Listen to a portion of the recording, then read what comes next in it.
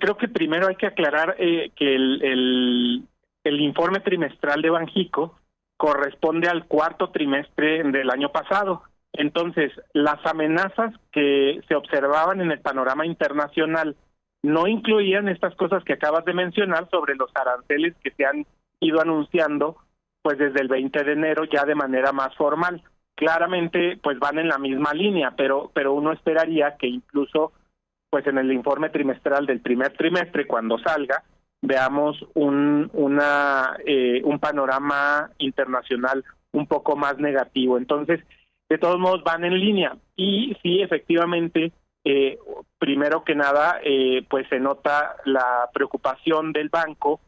por los datos industriales en particular y por los datos de servicios. ¿Por qué estos dos? Bueno, porque el último trimestre del año, de acuerdo con el INEGI, pues se reportó una caída del PIB de 0.6%, entonces ya de entrada pues empezamos mal el año y por eso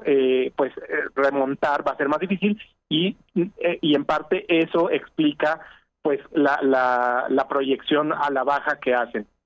Ahora bien, sobre como todo, en Estados Jesús, Unidos en el último trimestre hubo una actividad sí, más débil por un par de huracanes y unas huelgas, eso nos afectó a nosotros. Entonces vamos a ver si empiezan a despuntar ya más la demanda industrial de Estados Unidos y a mí en particular, Manuel, me preocupa mucho la construcción que pues a pesar de tener un déficit histórico del gobierno federal, pues no repuntó o más bien se estancó en la segunda mitad del año y difícilmente se recupere este año porque además estamos en un periodo pues de más austeridad con ajustes fiscales. Y por último, creo que la parte de los servicios lo que refleja es un estancamiento y por lo tanto pues un estancamiento del consumo interno. Creo que eso es muy importante y refleja en parte la menor generación de empleos en 2024 que en todos los años desde 2004, Manuel, exceptuando los años de crisis, es decir, 2008, 2009 y 2020. Oye, Jesús, sobre todo porque es la primera contracción en 3 años y este último trimestre de 2024, pues es coincidente, Jesús, pues con el panorama político en Estados Unidos, porque estas amenazas arancelarias ya las venía haciendo Trump y desde luego, pues cuando gana, evidentemente el panorama se empieza a volver sombrío. Ayer, incluso la gobernadora del Banco de México, Victoria Rodríguez Ceja, en la presentación de este informe, pues se refirió de manera muy clara y muy directa al tema de los aranceles, en donde dijo pues que podrían tener un efecto significativo en la actividad económica de México y generar presiones inflacionarias mixtas. Por lo pronto, Jesús, se aleja un poco el Banco de México de la concreción de esta meta inflacionaria del 3% que presuntamente tenía prevista para concretarse al final de este año, Jesús. Sí, yo creo que respecto a los aranceles, además hay que incluir aquí, Manuel, que incluso si los aranceles no entran en vigor, que los del acero y el aluminio entrarían hasta el 12 de marzo, pero incluso si hay negociaciones como las pasadas que vimos al inicio de mes, de todos modos esta amenaza continua, esta amenaza creciente, además que ahora ya se extendió a los semiconductores, a los automóviles, a los tractores, eso ya genera de por sí incertidumbre en la inversión y por lo tanto incertidumbre para la creación de empleo, para el incremento de los ingresos de la población. Entonces eso ya de entrada genera mucho problema. Si entran en vigor, bueno, eso ya va a ser todavía peor y veremos cómo se desenvuelve el panorama. Y respecto a la inflación, mira, yo a pesar de que sí efectivamente pues todavía no estamos en la meta, ya está en el rango que está fijado por el Banco de México, que es de 3% más menos un punto. Entonces, mientras estemos por debajo del 4%, creo que al menos no hay que sonar las alarmas y creo que por eso en la reunión de política monetaria pasada, pues la Junta de Gobierno del banco redujo la tasa de interés a 9.5% y yo creo que así continuará porque además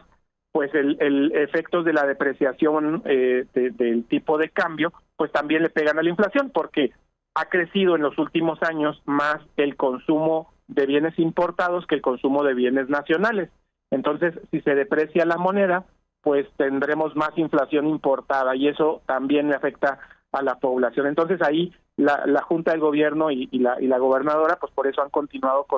con este programa de bajar las tasas de interés de forma moderada y eso creo que continuará durante este año. Sí, sin duda alguna, bueno, 50 puntos es un tema, ¿no? Habían sido más cautos y ahora 50 puntos. Hay quien decía que 25 puntos base hubiera sido una medida, digamos, más cautelosa, pero evidentemente el Banco de México tiene confianza en el tema inflacionario, a diferencia pues de lo que tiene que ver con, en términos generales, el pronóstico de crecimiento con pues los impactos que se van a generar a partir de que pues Trump incremente o profundice en todo caso su política arancelaria y que además también Jesús va de la mano con las propias presiones de Trump hacia la Reserva Federal, que es yo creo lo que está también observando el Banco de México con respecto a la tasa de interés, porque si bien se le resiste el la Reserva Federal estadounidense, pues en algún momento podría darse esa esperada bajada del rango que está pidiendo a gritos prácticamente Donald Trump, ¿no? Sí, mira, ahorita creo que, bueno, de entrada el Banco Central, nuestro Banco de México, solamente tiene por mandato controlar la inflación, no la actividad económica. Entonces, como si el estadounidense, ¿no? Exactamente. Y entonces en Estados Unidos la FED sí tiene como tiene un mandato doble, preocuparse por la actividad económica también. Entonces, ahorita mantener, digamos, si ahorita las tasas bajan por parte del Banco de México, también hay un espacio después para que si se viene una depreciación del tipo de cambio, entonces se puedan subir las tasas y se controle la inflación. Entonces, creo que también en ese sentido, en este momento dado que no hay una presión exagerada, porque no se ha, digamos, ya se depreció el tipo de cambio, pero ya no se ha depreciado más y por el momento está bajo control, entonces esta generación de espacio creo que lo hace. Claro, esta es sin duda un debate intenso dentro de la Junta de Gobierno y por eso el subgobernador Jonathan Heath votó por una reducción de tasas de solo 25 puntos base en lugar de 50 como se hizo por mayoría de votos. Y respecto a la Fed, efectivamente creo que el presidente Trump pues seguirá presionando porque además pues si la actividad económica se ralentiza por efecto de la misma política comercial de la administración del presidente, pues entonces la Fed tendrá que probablemente bajar las tasas para impulsarla. Entonces veremos efectivamente cómo se desenvuelve, pero por el momento, pues a mí sí me parece muy preocupante el entorno y que, insisto, pues todavía el Banco de México en su reporte, en su informe trimestral, no considera lo que ha pasado en los últimos meses, en las últimas 6 semanas, ¿no? Que básicamente hoy se cumple precisamente apenas un mes de la administración de Trump y bueno, pues ya tiene al mundo de cabeza y a la economía mexicana también. Incluso nos decía en este espacio el exdirector del Banco Mundial, Marcelo Yugale, que de aplicarse estos aranceles no se descartaría la posibilidad de un crecimiento negativo para el primer año en que entraran en vigor estos impuestos de Donald Trump, ¿no? Totalmente, mira, si así el Banco de México genera un rango de crecimiento, entonces estadísticamente al 95% de confianza está entre menos 0.2, es decir, sí considera la posibilidad de una leve recesión este año, hasta 1.4, y entonces el escenario central que hicieron es de 0.6%. Entonces, ya de por sí, en este momento, las estimaciones del banco no descartan que el crecimiento sea pues cercano a cero o incluso levemente negativo. Desde luego, con la entrada en vigor de los aranceles, pues la industria mexicana, en particular, por ejemplo, el sector automotriz, la elaboración de electrodomésticos, de electrónicos, van a sufrir bastante y entonces el crecimiento en el norte del país, en el Bajío, incluso en la Ciudad de México, y todos los estados que están además asociados de manera logística, ¿no?, por el transporte, van a padecer bastante y es muy probable que sí podamos caer en una recesión pues más clara durante este año. Veremos qué pasa en marzo, en particular el 4 de marzo con la revisión de estos acuerdos de seguridad fronteriza y migración, y el 12 de marzo a ver si entran en vigor estos aranceles al acero y al aluminio y a otros productos muy importantes para al menos una tercera parte de los estados mexicanos. Pues sí, Jesús, y sobre todo están negociaciones hoy en Washington sobre el tema arancelario. Ahí está el secretario de Economía, Marcelo Ebrard, con una delegación de funcionarios que acudieron pues a intentar negociar con las autoridades estadounidenses. Ahí está Vidal Llerenas, el subsecretario de Industria y Comercio, Luis Rosendo Gutiérrez, el subsecretario de Comercio Exterior, Jiménez Cobedo, Esteban Moctezuma, el embajador de nuestro país, y está previsto que se informe en las próximas horas y probablemente mañana sobre el resultado de esta reunión de alto nivel en Estados Unidos y los acuerdos a los que se llegue con el secretario de Comercio estadounidense, Howard Lutnick, quien es un ferviente defensor de los aranceles y que acaba de ser ratificado esta semana por el Senado estadounidense, Jesús. Sí, en este momento, Manuel, yo creo que es muy importante que el Estado mexicano movilice todas sus herramientas, de entrada, primero de nuestro lado para aclararnos bien nuestro cumplimiento del espíritu y la letra del TEMEC, pero también esto que va ahora la Secretaría de Economía con el secretario Ebrard al frente, hay que movilizar también a los aliados en el Capitolio, en capitales estatales, por ejemplo, en algunos estados como Michigan o como Wisconsin, cuyas industrias dependen, por ejemplo, de nuestro acero, de nuestro aluminio y nuestras autopartes, a cámaras agropecuarias e industriales, a la academia, a centros de investigación. Creo que también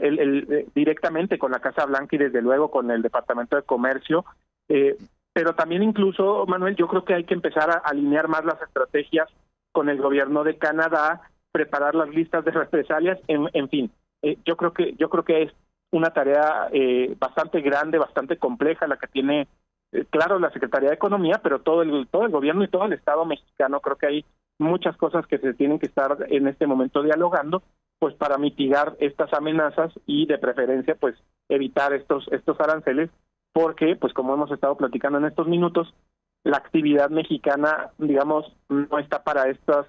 situación, porque con la consolidación fiscal, con la reducción del gasto que viene para este año, con la debilidad en sectores como la construcción, en los servicios, sin duda esto podría ser un golpe muy fuerte. Y pues un dato importante del Banco de México en el informe que estamos comentando, pues es que otra vez la creación de empleo podría quedarse pues alrededor de los 300,000 empleos para este año, lo cual pues es insuficiente dadas las necesidades en términos de formalización de la economía sobre todo, ¿no?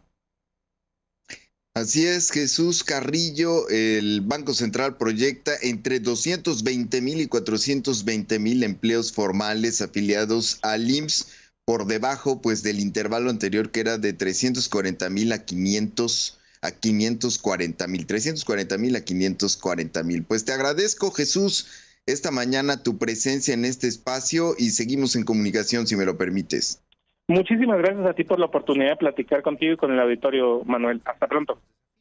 Gracias, Jesús Carrillo, director de Economía del IMCO. Son las 8 de la mañana con 7 minutos. Una pausa, no se vaya.